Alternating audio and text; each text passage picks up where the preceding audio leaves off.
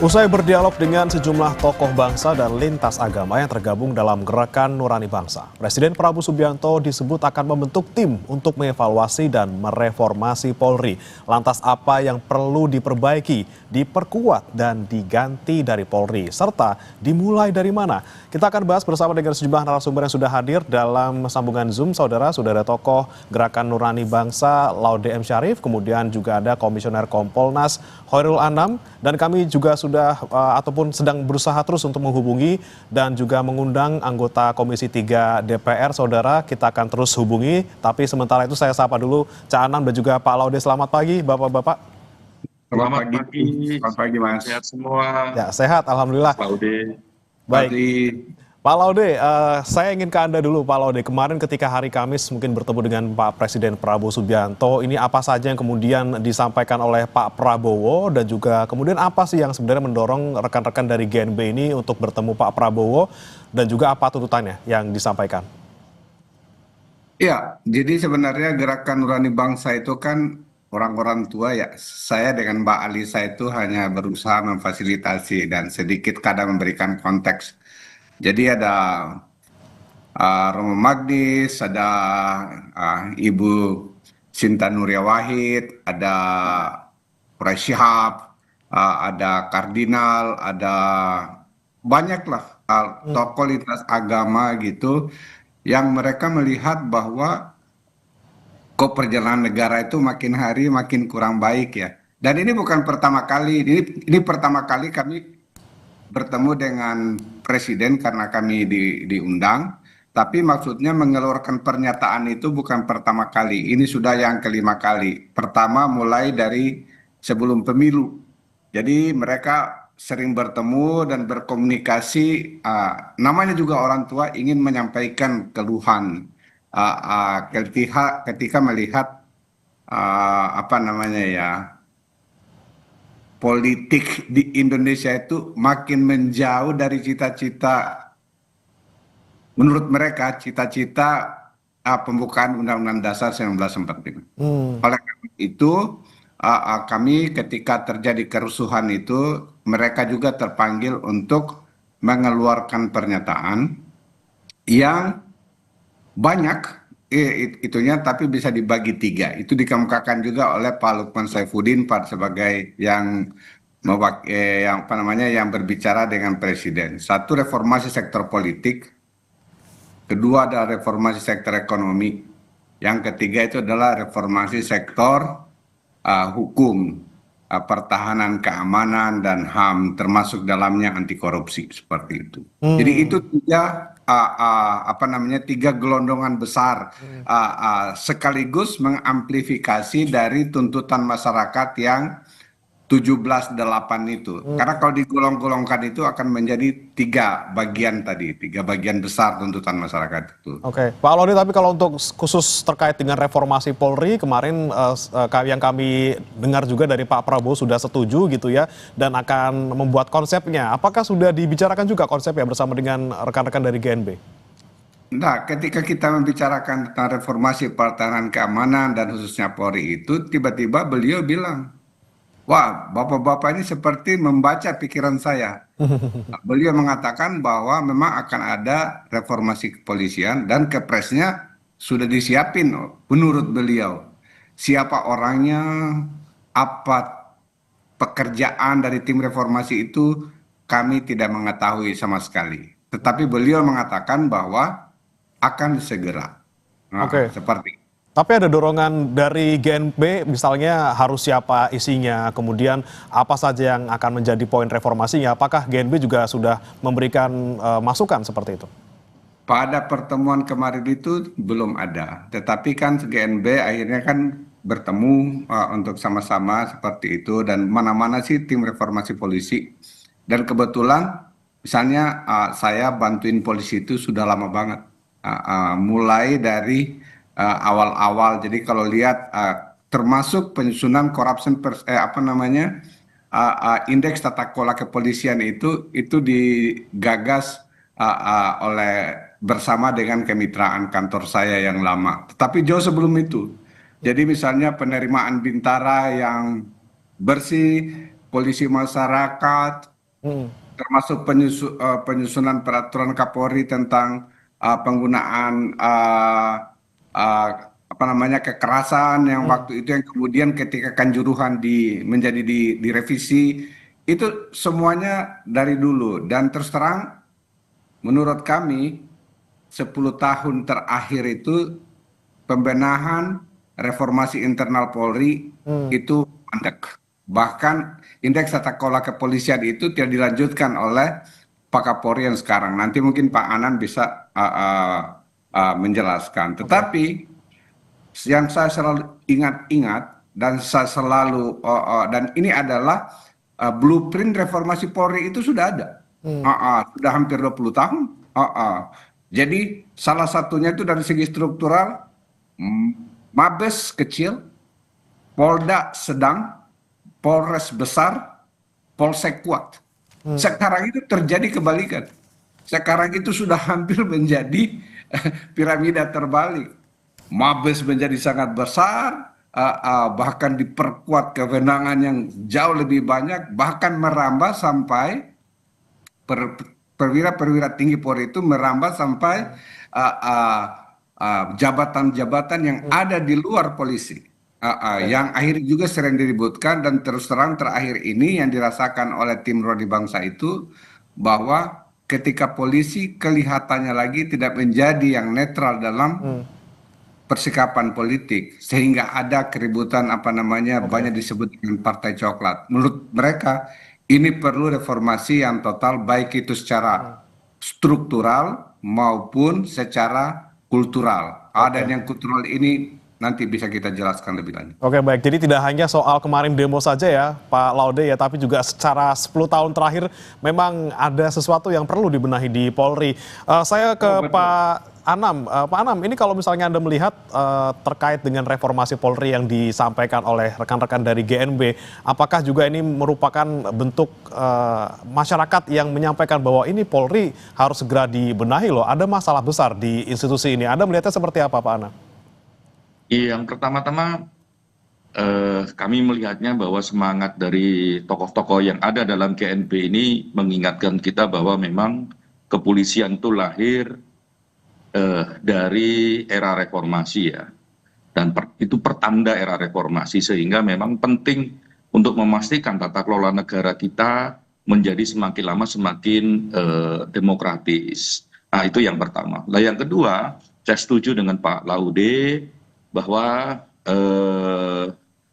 pasca reformasi dan sebagainya itu dinamika perubahan ada gitu ya, bahwa dikatakan tadi akhir-akhir ini kurang maksimal dan sebagainya, itu menandakan bahwa memang tidak berangkat dari nol, itu yang pertama, sehingga peta dan rekam jejak berbagai upaya untuk memastikan polisi kita menjadi lebih profesional, humanis dan sebagainya itu ada, sehingga memang kalau dibayangkan ini harus berangkat dari nol ya enggak ya, peta reformasi ada, kajian-kajian dari Pak Laude dengan kemitraannya juga ada, dari berbagai kalangan yang melakukan studi terhadap kepolisian juga ada. Jadi saya kira ini harus gayung bersambut dengan baik.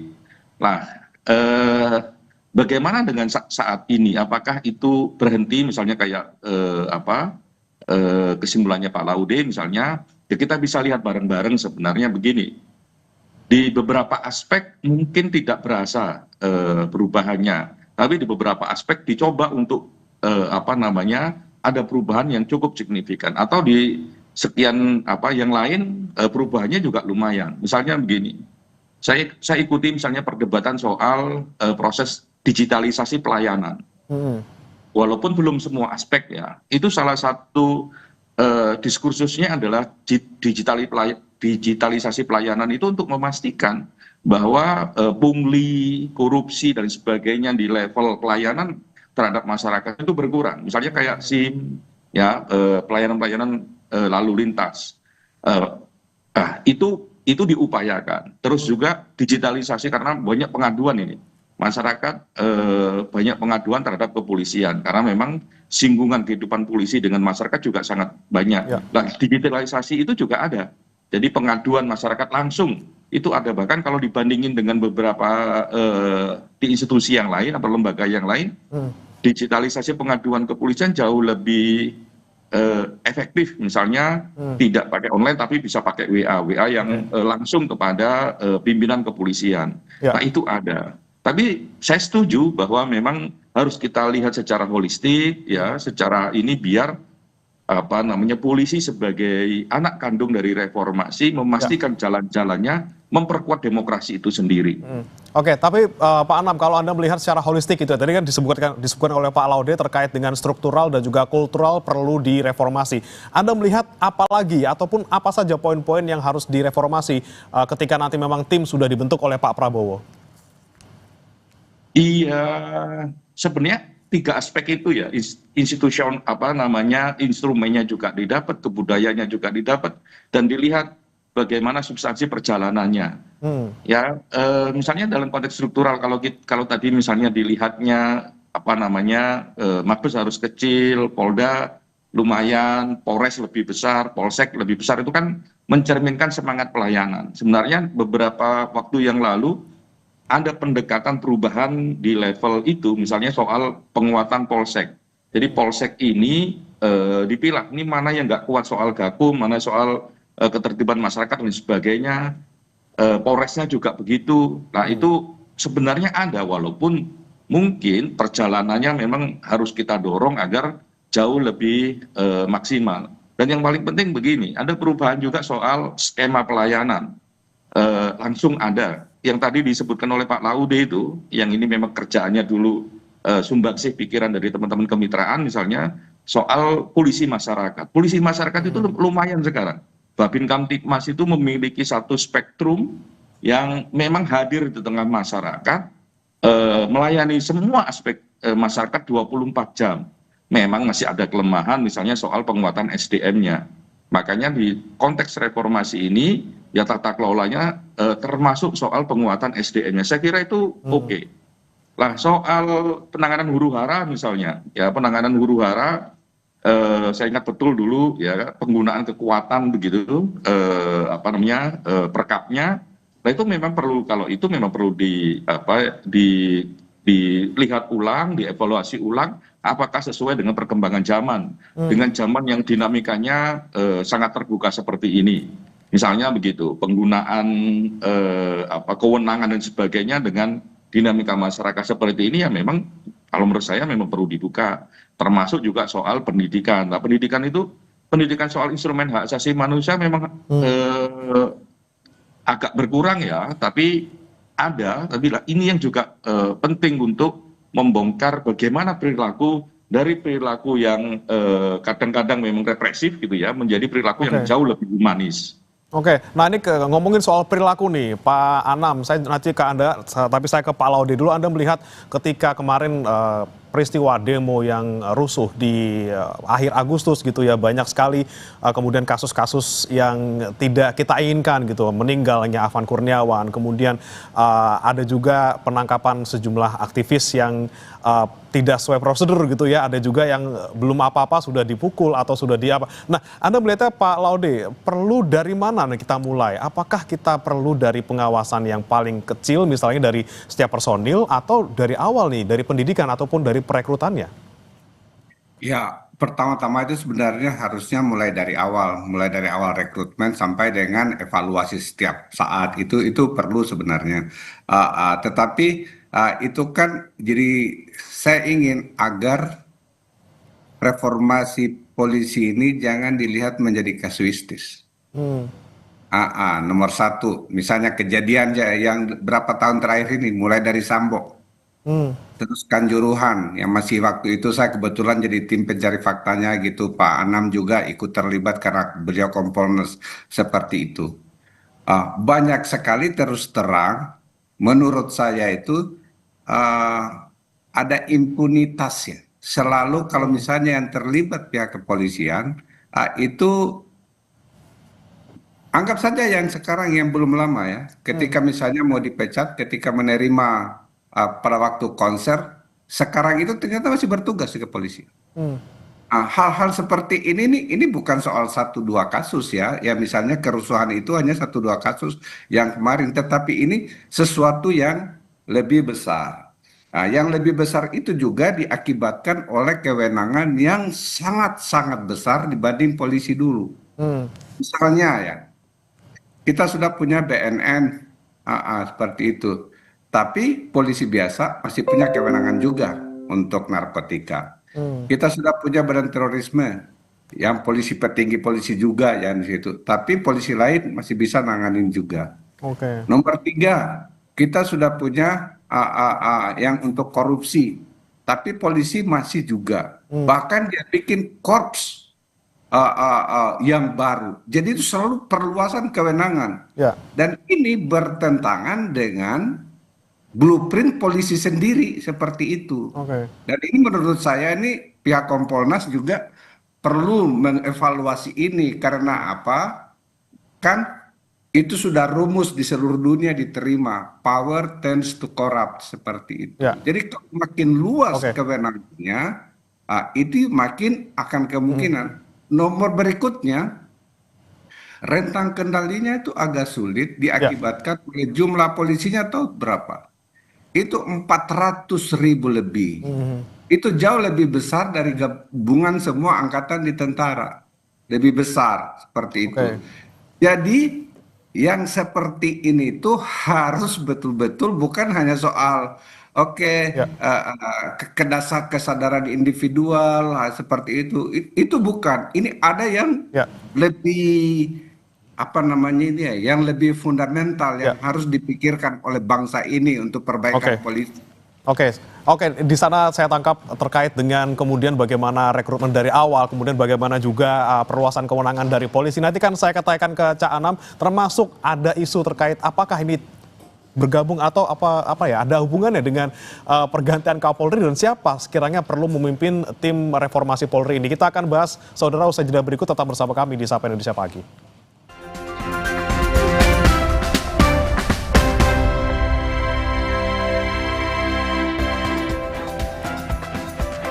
Kembali bersama kami di Sapa Indonesia Pagi, saudara, kita masih membahas terkait dengan bagaimana kemudian reformasi Polri ke depannya harus dilakukan. Masih bergabung bersama kami, Raldo M. Syarif, salah satu tokoh dari Gerakan Nurani Bangsa, dan juga Khairul Anam, Komisioner Kompolnas. Saya mau ke Pak Anam lagi. Pak Anam, ini menanggapi tadi disampaikan oleh Pak Laude terkait dengan perlu nggak sih kita dari awal, dari rekrutmen anggota polisi sendiri gitu, kita perlu misalnya apakah meningkatkan standarnya harus misalnya sarjana atau seperti apa, atau ini sebenarnya butuhnya ya pengawasan di lapangan saja, implementasinya seperti apa untuk aparat-aparat yang bertugas?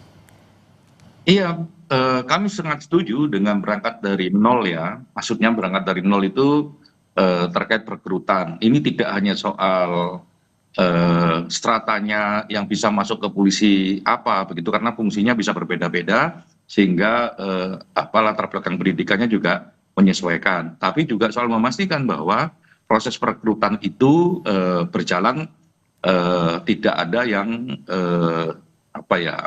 tindakan koruptif misalnya ya, nyokok sana nyokok sini. Nah itu penting bagi kepolisian, di samping memang berbagai ide-ide yang lain. Nah ini misalnya dalam beberapa tahun terakhir dipastikan mekanismenya, karena misalnya dalam tahun ini saya ikut terlibat di perekrutan ini ya, mengawasi itu penilaian dan sebagainya langsung melibatkan peserta. Itu kan juga keren ya, jadi pesertanya bisa langsung menilai, antar pesertanya bisa langsung menilai, itu memastikan bahwa prosesnya tidak ya fair bagi semuanya, tidak ada tindakan koruptif. Lah ini juga, ini menurut saya juga sangat penting sekali. Bagaimana kita bisa membayangkan tata kelola kepolisian yang baik kalau perekrutannya juga tidak dimasukin oleh orang-orang yang baik dan prosesnya juga baik. Lah yang lain sebenarnya ujungnya juga penting untuk pengawasan, misalnya begitu. Kalau kami pengawasan ini Kompolnas misalnya, apakah Kompolnas efektif dalam konteks pengawasan? Nah, ayo kita bisa diskusikan. Nah, karena penting juga pengawasan, baik eksternal maupun internal. Kalau tata kelolanya didesain sedemikian rupa, tapi kalau pengawasannya juga tidak diperkuat, menurut saya agak susah juga memastikan bahwa tata kelolanya akan bekerja atau berjalan sesuai dengan cita-cita kita semua. Nah, lepas dari itu, gedenya begini. Sebenarnya kita mau meletakkan paradigma perubahan kepolisian itu kayak apa? Dan ini kan bisa dicerminkan di kehidupan kita sehari-hari dalam konteks kepolisian. Nah, kita sedang mendorong misalnya ya paradigmanya adalah bagaimana pelayanan itu semakin lama semakin kuat. Jadi paradigmanya bukan dikit-dikit orang dianggap berprestasi gara-gara nangkepin penjahat misalnya begitu. Bukan begitu. Kalau paradigmanya kayak begitu memang agak manfaat kepolisian enggak bisa merata dalam tata kelola masyarakat. Ya. Tapi paradigmanya adalah bagaimana misalnya seorang polisi dianggap berprestasi kalau ya dia bisa memastikan kejahatan itu berkurang atau kejahatan itu minim.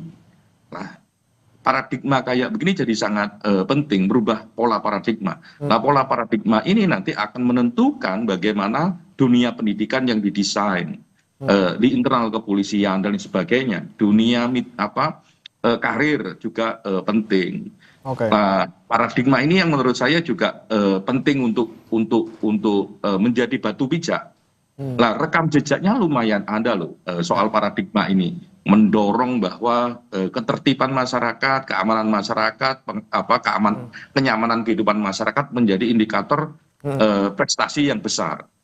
Dan itu menjadi indikator organisasi kepolisian dari level sampai level Polda dianggap baik atau buruk. Nah, itu juga penting. Paradigma kita harus ubah gitu ya, dan juga tadi dari hulunya kita rekrut yang dengan cara yang baik, kita rekrut orang-orang yang baik juga, di hilirnya juga pengawasan jangan sampai kendor gitu. Ini artinya kan secara holistik kita harus kemudian bagaimana bisa mengubah reformasi Polri secara total. Saya mau ke Pak Laude, kalau kita mau reformasi secara total, kalau kita bicara soal reformasi, apakah juga perlu pucuk pimpinannya diganti misalnya Kapolri? Ya, jadi karena saya di sini diundang sebagai Gerakan Nurani Bangsa ya, kami pada waktu itu tidak membicarakan tentang pucuk pimpinan Kapolri untuk ada pergantian atau tidak. Jadi saya tidak mau di situ, tapi saya ingin menyambung beberapa hal yang disampaikan oleh Pak Anam. Suka dengan tidak suka bahwa sebenarnya yang pertama itu sekitar setelah reformasi, ada Mabes Polri waktu itu mengeluarkan tata cara penerimaan bintara awalnya yang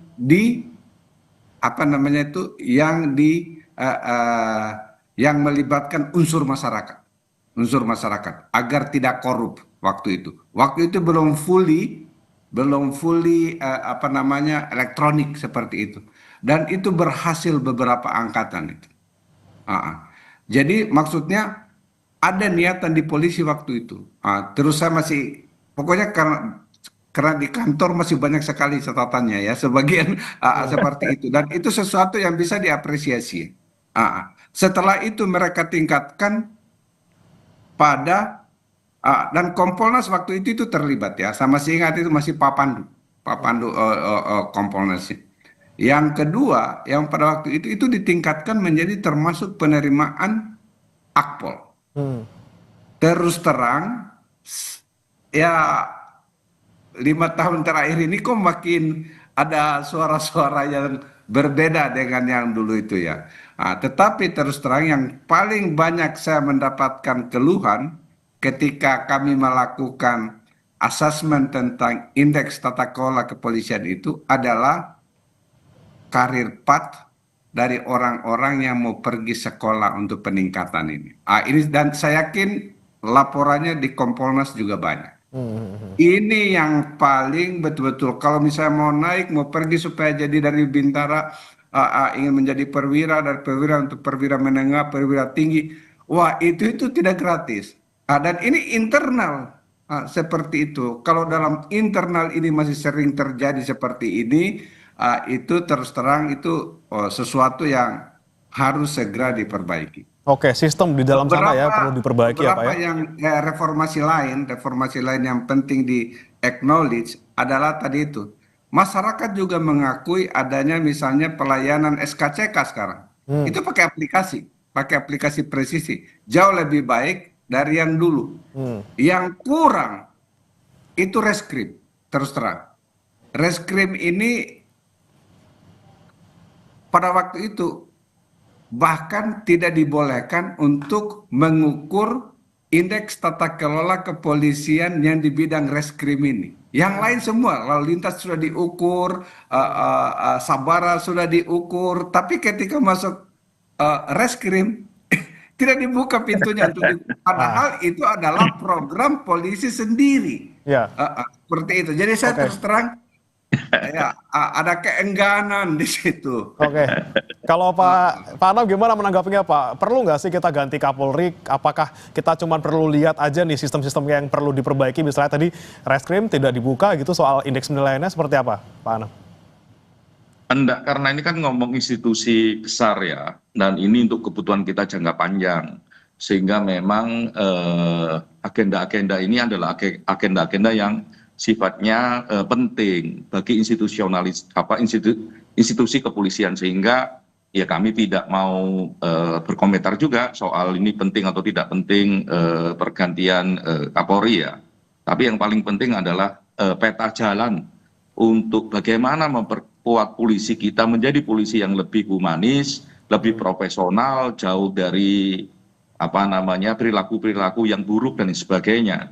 Nah itu jauh lebih penting di situ daripada ngomong ini perlu nggak ini diganti dan sebagainya. Karena kalau berdasarkan omongan Pak Laude itu kan mau diganti kalau sistemnya nggak kuat misalnya, ya juga nanti akan balik lagi.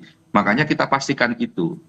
Nah tadi yang menarik dari Pak Laude itu begini, bahwa sekali lagi ini bisa berangkat tidak dari nol. Mana yang baik kita perkuat, mana yang kurang ya kita perkuat, mana yang buruk ya kita evaluasi, kita perbaiki gitu.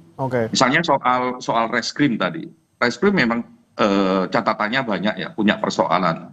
Tapi memang adakah perubahan di sana? Lumayan ada perubahan, misalnya soal bagaimana kontrol masyarakat langsung yang punya kepentingan terhadap reskrim. Salah satunya adalah gelar perkara khusus. Walaupun gelar perkara khusus ini ya macam-macam lah dinamikanya. Tapi sebagai satu sistem dia ada. Terus ada target dari pengawas internal ya, terutama dari teman-teman Irwasum, SP2HP. SP2HP itu kalau orang ngandu, kapan ini prosesnya berjalan, perkembangannya berjalan ataukah berhenti dan sebagainya itu harus dilaporkan.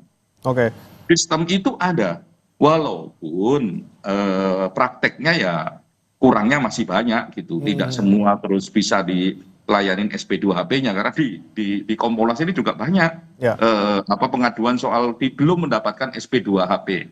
Nah, saya setuju itu salah satu yang memang bisa dievaluasi ya untuk memperkuat polisi kita semakin lama semakin baik. Gitu. Baik. Terakhir Pak Anam, tadi sebelum saya ke Pak Laude lagi, kira-kira berapa lama targetnya harus Polri bisa direformasi, kemudian siapa saja yang di dalamnya bisa terlibat, mungkin termasuk Kompolnas juga? Kalau berapa lama susah dijawab ya, kan tergantung apa yang menjadi rekomendasi dari tim tersebut. Ya, tapi saya kira menyiapkan substansinya bisa jauh lebih cepat karena memang bahan-bahannya juga ada. Terutama tadi yang misalnya berangkat dari Pak Laude punya peta jalan yang banyak, karena studi soal kepolisian juga banyak. Sehingga mana yang harus menjadi prioritas, mana yang menjadi jangka panjang dan sebagainya, saya kira sudah ada. Jadi kita tidak berangkat dari nol. Saya hormat terhadap tokoh-tokoh Gerakan Nurani Bangsa karena memang mengingatkan kita semua bahwa polisi adalah anak kandung reformasi dan harus kita jaga bersama-sama. Ya, dan saya kira ada yang baik, ayo kita perkuat, kita perbarui, ada yang kurang ya kita evaluasi, kalau perlu kita ganti sistemnya dan sebagainya. Ada yang memang stuck karena berbagai hal ya ayo kita dorong supaya itu menjadi sesuatu yang baik.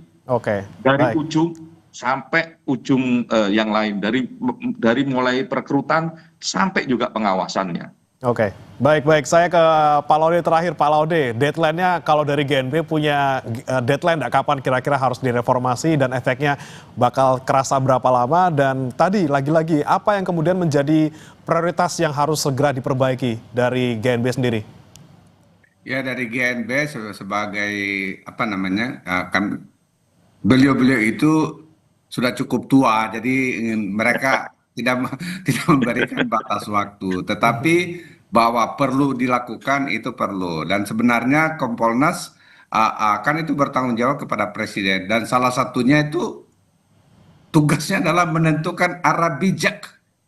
Betul. Arah bijak. Jadi sebenarnya saya yakin di Kompolnas itu catatannya sudah banyak juga itu untuk itu. Saya kurang tahu apakah Pak Presiden telah berkonsultasi dengan Pak Anam dan teman-teman di Kompolnas atau tidak. Terus terang juga kami kaget. Barusan kita masukkan suratnya, kan hanya 3 lembar ya, kami masukkan ke beliau. Ketika beliau baca, wah ini saya sudah siapin.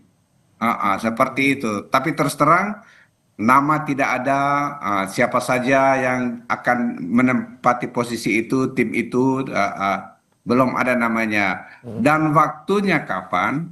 Waktunya ini pasti akan tidak pernah itu satu perubahan institusi itu akan dirasakan dalam waktu singkat. Ya, oke. Itu akan berproses dan tapi oleh karena itu kita berharap kalau tim reformasinya banyak, pekerjaannya itu sudah banyak yang jelas kalau betul Ya. diisi oleh orang-orang yang paham.